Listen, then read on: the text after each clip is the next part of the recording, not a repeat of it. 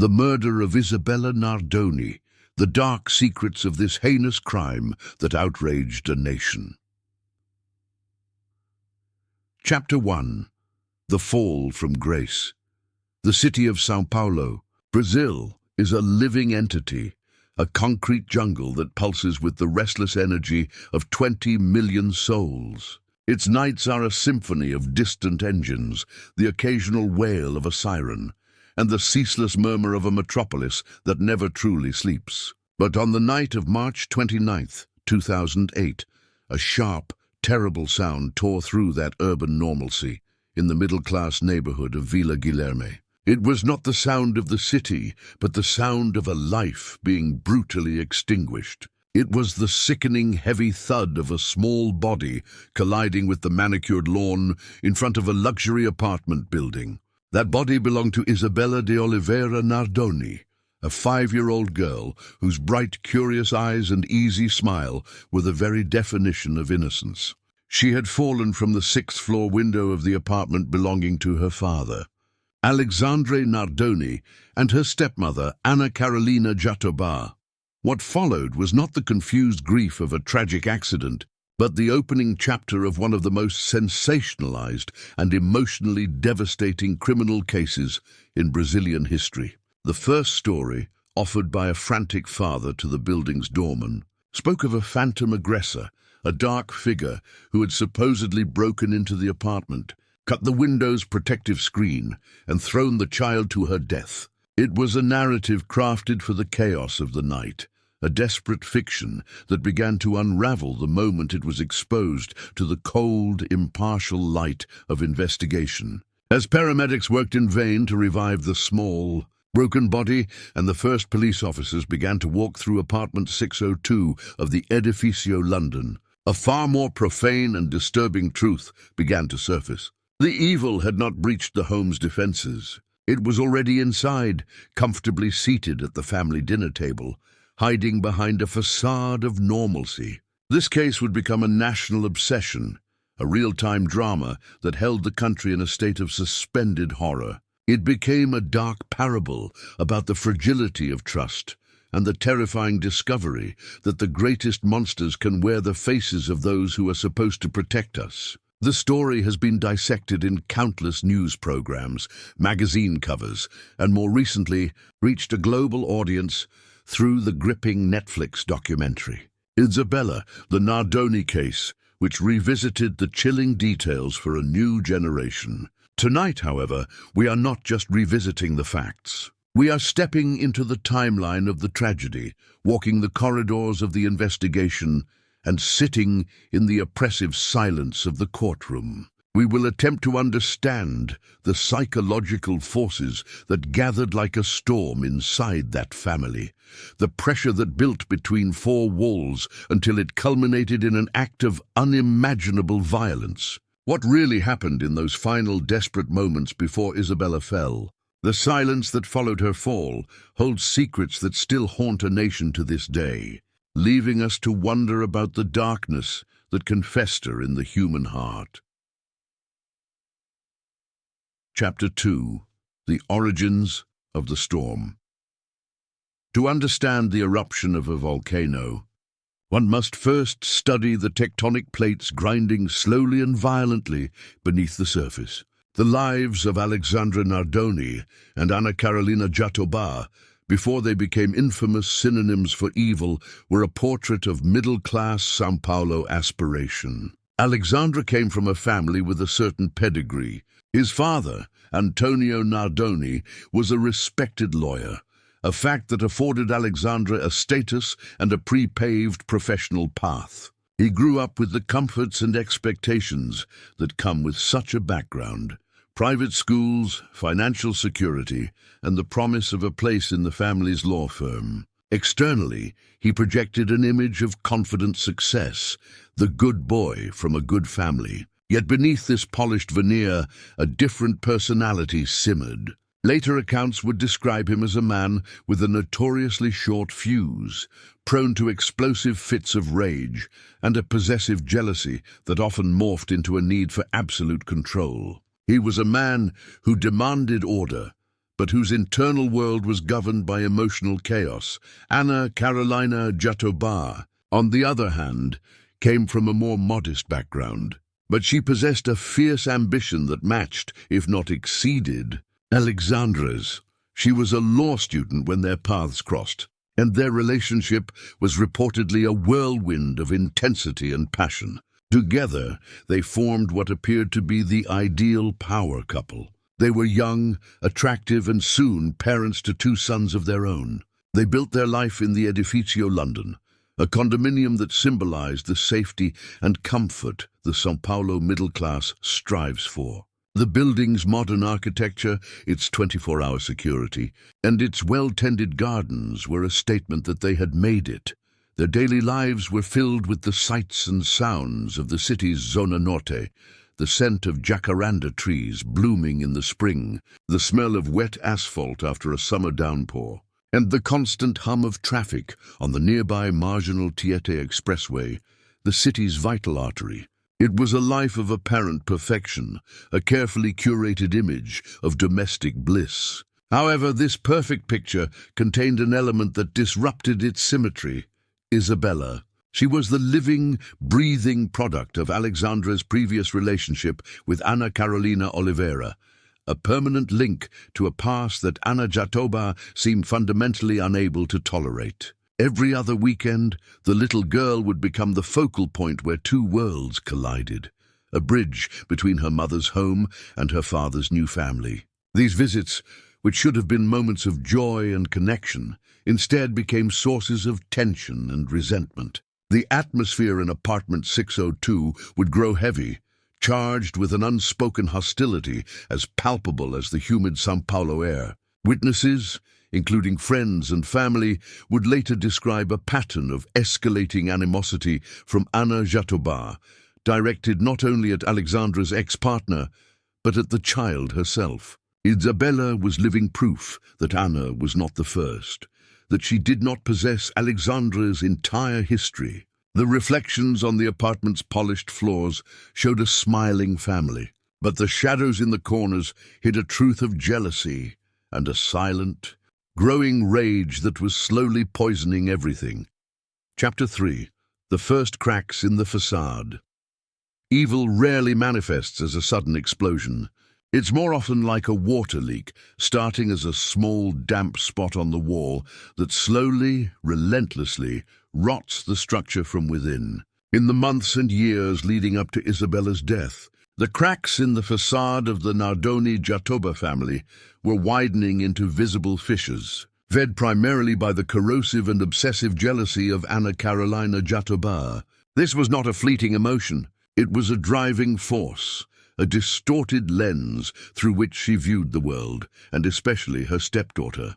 In Anna's eyes, Isabella was not an innocent child in need of love and care, but a rival, an adversary in the competition for Alexandre's affection and attention. Every loving gesture from Alexandre toward his daughter, every phone call from Isabella's mother, Anna Carolina Oliveira, was interpreted as a direct threat to her authority and to her idealized vision of a perfect family, one that was exclusively her creation. This deep-seated animosity began to manifest in acts of passive-aggressive and at times openly hostile behavior. There was the incident later recounted in court where Anna, allegedly in a fit of rage, cut Isabella's hair without her mother's permission, a symbolic act of claiming ownership and control over the child's body. Friends of the family noted how Anna would refer to her stepdaughter with a clinical coldness, creating a stark distinction between my sons and her. The phone calls between Alexandre and Isabella's mother became battlegrounds, often monitored or instigated by Jatobá, who searched for reasons to create conflict over child support, visitation schedules, or any other logistical detail that kept her at the center of the drama. The tension grew so palpable that Isabella's maternal grandmother, Rosa Oliveira, eventually felt compelled to drop off and pick up her granddaughter at the building's front gate, simply to avoid the hostile atmosphere that emanated from the couple.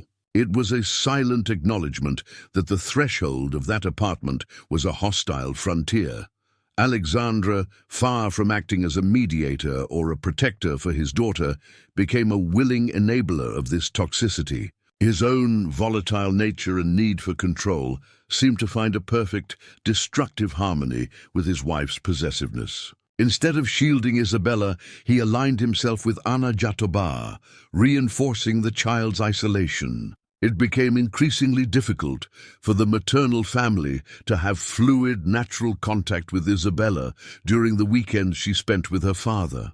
For the 5-year-old girl, these periods, which should have been filled with fun and affection, became exercises in navigating dangerous emotional currents. She learned to walk on eggshells, to measure her words and her affection, sensing the unspoken rules of a home where she was treated as an outsider. The psychological pressure cooker inside apartment 602 was heating to a critical level.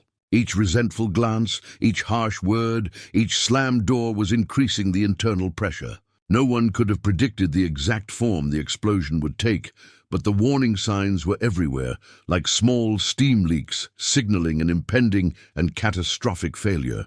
The question was no longer if it would explode, but when. Chapter 4. The night the screams fell silent.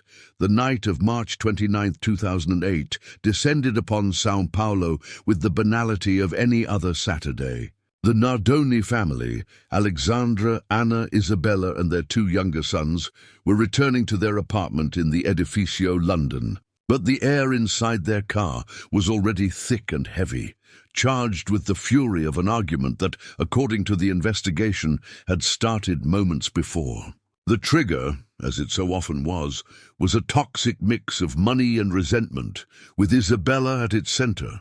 The rage that had been simmering on low heat for months was now reaching a rolling boil, turning the confined space of the vehicle into a cauldron of volatile emotions. The building's garage security cameras captured their arrival shortly before midnight, recording the last moments they would exist in the eyes of the world as a complete family. The footage shows Alexandre exiting the car and moving towards the elevator with Isabella in his arms. The child appears limp, either sleeping or, as the forensic evidence would later chillingly suggest, already unconscious. His face is a mask of contained fury. What followed, within the supposed sanctuary of apartment 602, was a sequence of events of almost inconceivable brutality, meticulously reconstructed by forensic science. The argument that began in the car did not subside. It exploded into physical violence. The prosecution would later argue that Anna Jatobá, in a fit of rage, was the first to attack Isabella, choking her. Alexandre then intervened, not to save his daughter, but to escalate the assault. His contribution was equally, if not more, violent. The autopsy would reveal injuries inconsistent with a simple fall. Isabella had been asphyxiated. There were signs of strangulation on her neck and petechia in her eyes, tiny hemorrhages indicating a struggle for air. She was bleeding from a wound on her forehead.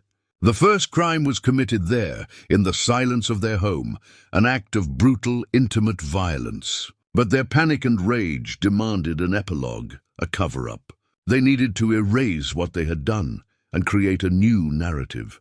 This is when one of them, the prosecution argued it was Alexandre, took a pair of scissors and deliberately, methodically, cut through the protective netting designed to keep children safe from the very danger he was about to inflict. It was not an act of passion, but a cold, calculated decision. He then lifted his daughter's small, limp body, carried her to the window of the room she shared with her half-brothers, and pushed her through the opening.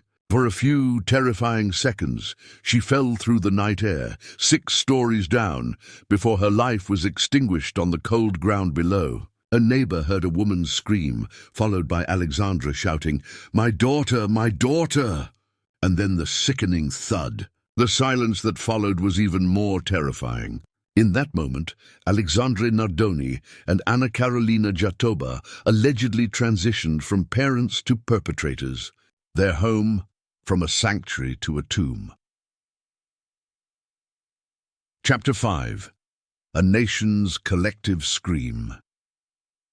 The murder of a child is always a profound tragedy.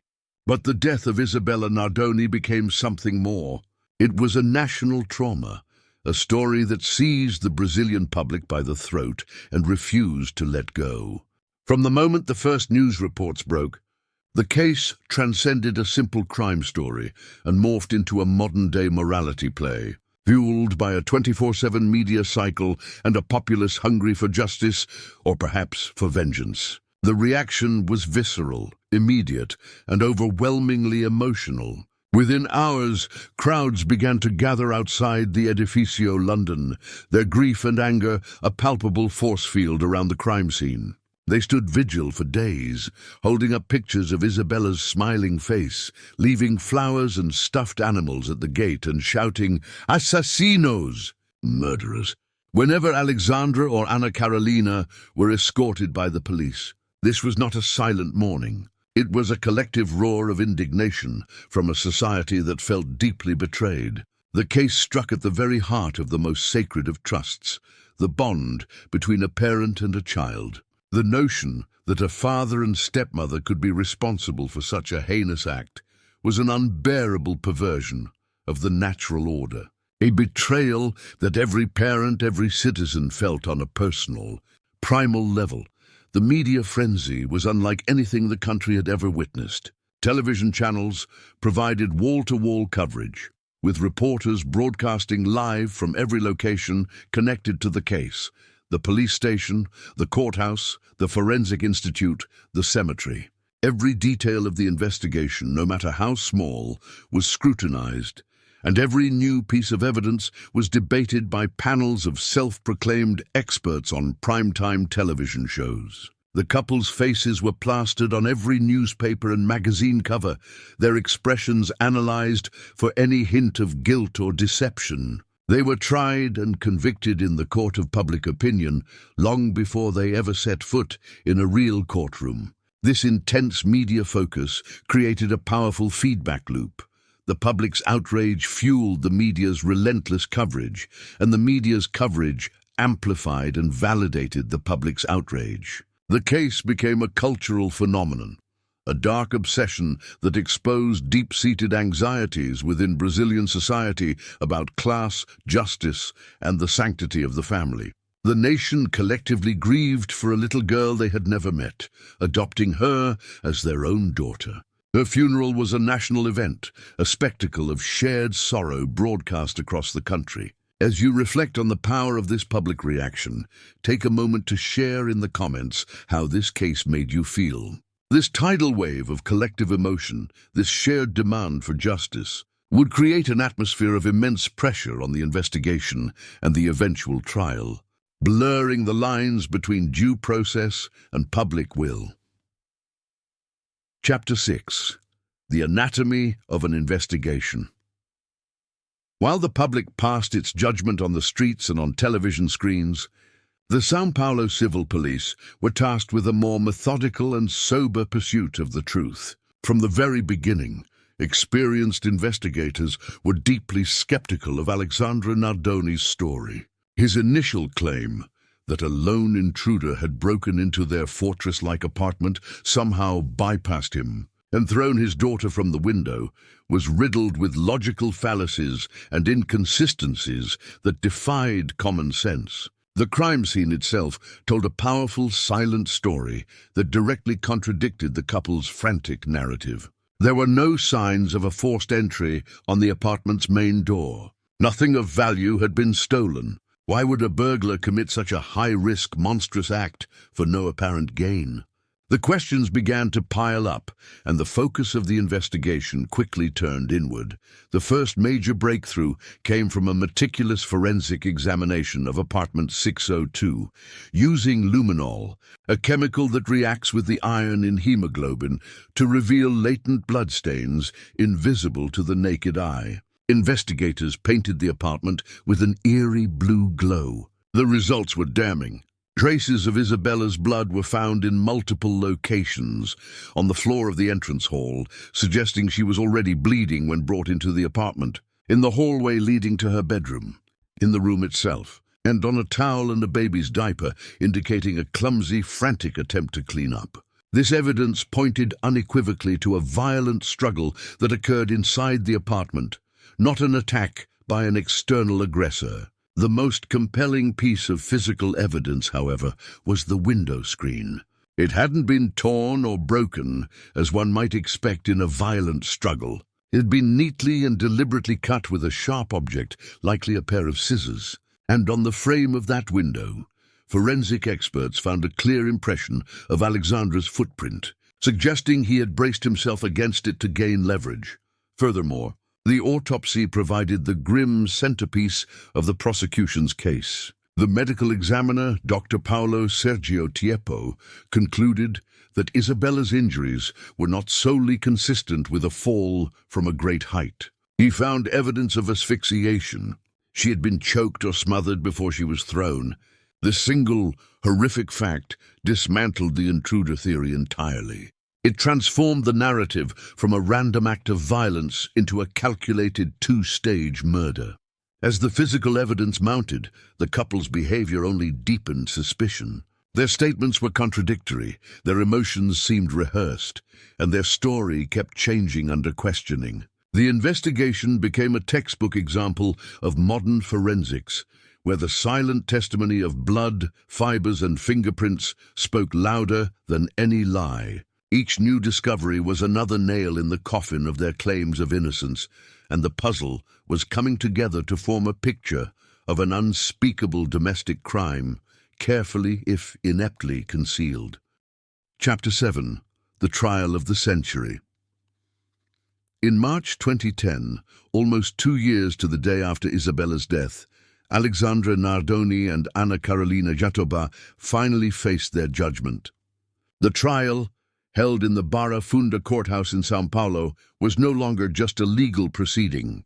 It was a national spectacle. The eyes of Brazil were fixated on this single room, where the fate of the country's most reviled couple would be decided by a jury of 7 ordinary citizens. The atmosphere was electric, a volatile mixture of raw grief, media hysteria, and an overwhelming public demand for a guilty verdict. The pressure on the jury, the judge, and the lawyers was immense, as they were tasked with delivering justice not just for one little girl, but for an entire nation that had adopted her cause as its own.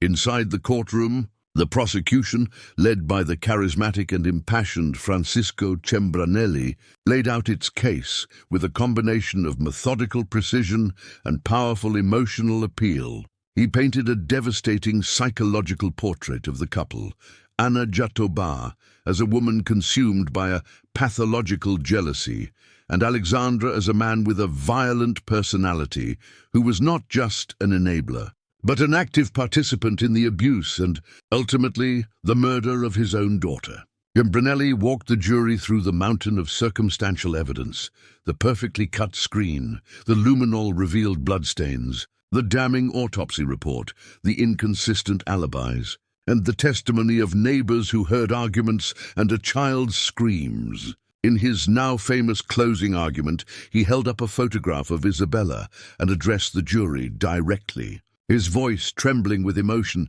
asking them to do justice for the little girl who could no longer speak for herself. It was a masterful piece of legal theater that resonated deeply with the public's sentiment. The defense, led by the renowned lawyer Roberto Podval, faced an almost impossible Herculean task. They were battling not only the prosecution's evidence, but also the crushing weight of public opinion. They steadfastly adhered to the intruder theory, arguing that the police had succumbed to media pressure and suffered from tunnel vision, failing to investigate other potential suspects. They attempted to discredit the forensic evidence, suggesting it was mishandled or misinterpreted, and portrayed the Nardonis as a loving family devastated by a tragic crime committed by an unknown monster.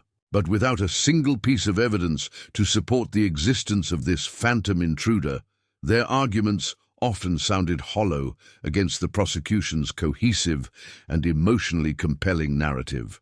Over 5 intense days, the jury listened to a parade of witnesses, from stoic forensic experts to weeping family members. The testimony was heartbreaking.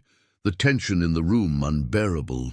Finally, it took the jury just over 15 hours of deliberation to reach a unanimous decision. On March 27, 2010, Judge Mauricio Fosson read the verdict to a silent, packed courtroom. Guilty. Alexandre Nardoni was sentenced to 31 years, 1 month and 10 days in prison.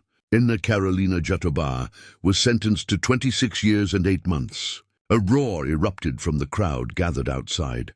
A sound of relief, of catharsis, of a justice they felt was long overdue. The legal battle was over, but the questions about the minds capable of such a crime were just beginning to be asked. Chapter 8. Reflections from a Concrete Cage. For Alexandre Nardoni and Anna Carolina Jatobá, the guilty verdict was not an end, but the beginning of a stark and monotonous new reality. They were transferred to the Tremembé prison complex in the state of São Paulo, a facility known for housing some of Brazil's most high-profile and notorious criminals, a place where their infamy offered no special privileges. Here, stripped of their designer clothes, their comfortable apartment, and their carefully constructed public image, their identities were reduced to that of the Nardoni couple, the monsters who had murdered their own child. Their daily existence became a rigidly structured routine of confinement, a life lived within concrete walls and under the constant watchful gaze of guards and fellow inmates, many of whom harbored their own sense of outrage over the nature of their crime.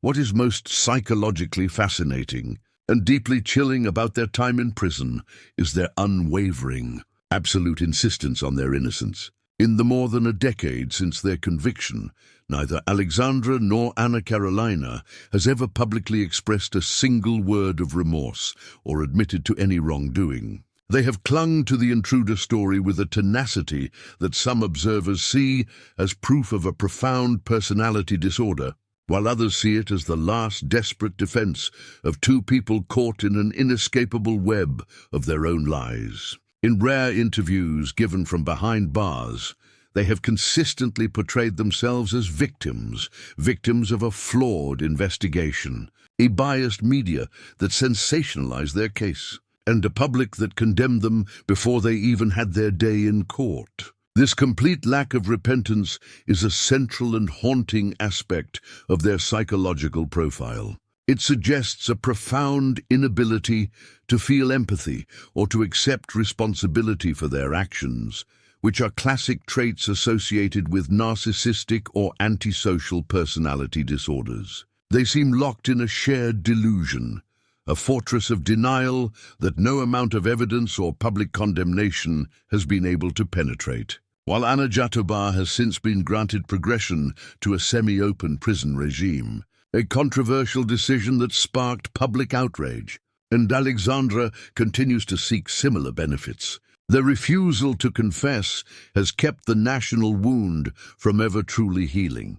For many Brazilians, true justice would include not just imprisonment, but an admission of guilt, a final, honest accounting for the life they so brutally extinguished. Meanwhile, on the other side of this tragedy, Isabella's mother, Anna Carolina Oliveira, has navigated her unimaginable grief with remarkable dignity. She has since rebuilt her life, but remains a tireless advocate for her daughter's memory, a symbol of a mother's unending love. Her journey of healing stands in stark, painful contrast to the unrepentant silence that echoes from within the prison walls. Chapter 9. An Autopsy of the Mind. To truly comprehend how a father and stepmother could conspire to murder their own child, we must move beyond the physical evidence of the crime and perform a psychological autopsy. What twisted pathologies and toxic dynamics were at play in the minds of Alexandre Nardoni and Anna Carolina Jatobá? While we cannot definitively diagnose them from a distance, their actions and behaviors, as documented throughout the investigation, trial, and their subsequent imprisonment, provide a chilling and detailed portrait of severe personality dysfunction.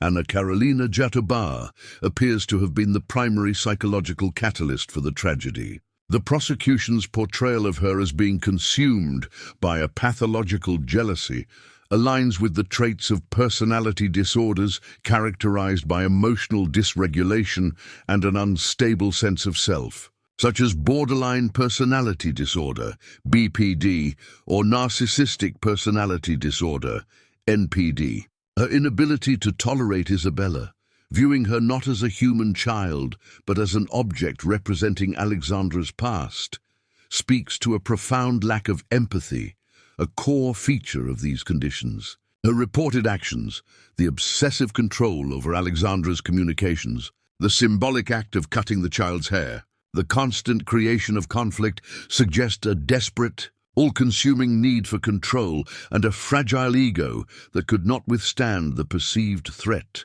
of a 5-year-old girl. For someone with these traits, Isabella was not a stepdaughter to be loved, but a constant narcissistic injury, a living, breathing challenge to her idealized image of a perfect family that was solely her own creation.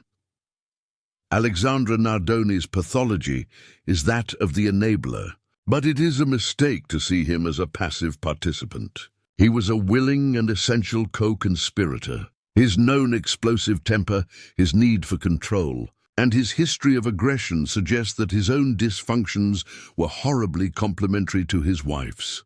This toxic dynamic is sometimes referred to in psychology as folie à deux, or a shared psychosis where two people in a close, codependent relationship share and reinforce a delusional belief system.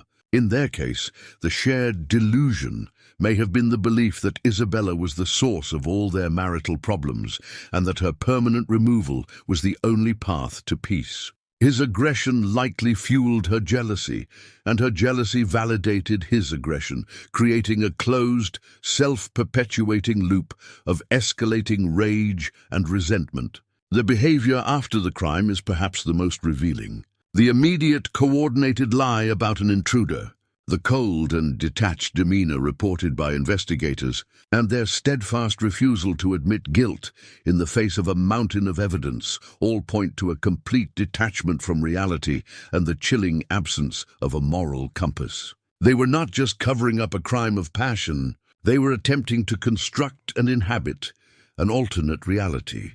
This is the terrifying terrain of the psychopathic or sociopathic mind.